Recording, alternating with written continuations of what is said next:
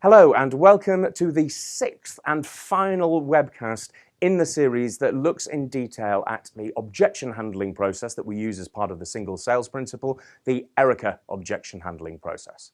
5 webcasts have already been published and are available in the archive if you want to go and have a look at them.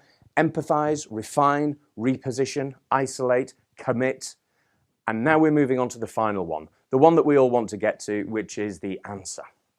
Now, the biggest issue that we always come across around the answer is that salespeople want to dive in and get there straight away. Sometimes for really positive reasons, they're just desperate to help the customer. They know what the answer is. They've heard it all before. Dive in, get it done, get the deal signed, and we can all move on. There can be some positive reasons for it. There can also be some negative reasons for it, which is, do you know what, we just don't care enough to be interested in the customer and make sure we understand everything fully by using the ERRICA process before we get into the answer.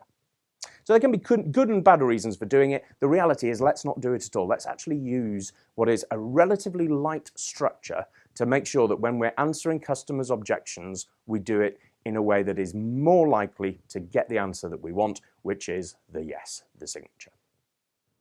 This is the bit we are keen on though. We're like the child. We've got the answer, stick the hand up nice and high in the air. Do you know what? Yes, I know what to do. We need to resist that temptation and maybe look at the 3 different levels of answer that we might be having to provide for our customers to make sure that we provide it in a way that is going to increase our chances of success. The first one is the easy one, and these are the ones that we love. The customers come up with an objection, we've empathized, refined, repositioned, we've isolated it. It's the only thing that's bothering them. We've done the if and the then. If we can resolve that problem, if I could provide it to you in green, would you want it? Yes, I would, says the customer. Fantastic. That is number 1, the easy one. Have we got it in green? Yes, we have. Brilliant. In which case, let me give you the green one. Done. Those are your ideal objections, really easy to answer. And when they happen, it is just easy. Here's the answer, give it to the customer. Done. The second one is a little bit trickier.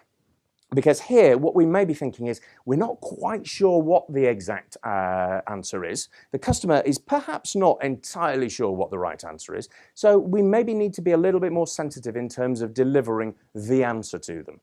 The reason being, we're in danger if we get it wrong, of providing the wrong answer to somebody, that we end up undermining the whole process. We have to go all the way back right to the beginning. So the key here is to say, okay, so given that, what would be a suitable answer for you? What would work for you? And effectively put a little bit of pressure back on the customer to say, well, if this can be resolved, you'll go ahead? Yes, yeah, I would go ahead. Okay, so tell me, how would you like it resolving? If the customer is then coming out with things that are doable, great. If not, we might need to move on to the 3rd step. And in some cases, we might need to be in the 3rd step right at the very beginning, which is those sort of situations where neither us nor the customer actually know what the answer to the question is.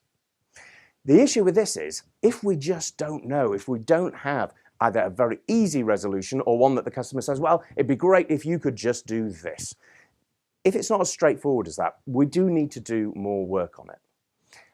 At this point, it's really important to become collaborative. The customer does want to buy. The customer isn't just being difficult and saying no and wanting to move on, because they've been through this entire process with you. They've been through the ERRICA process. They've given you the information that says, this is why I am not in a position to be able to say yes or sign on the dotted line right now.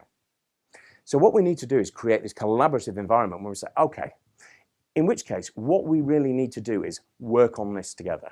We need to come out with a solution.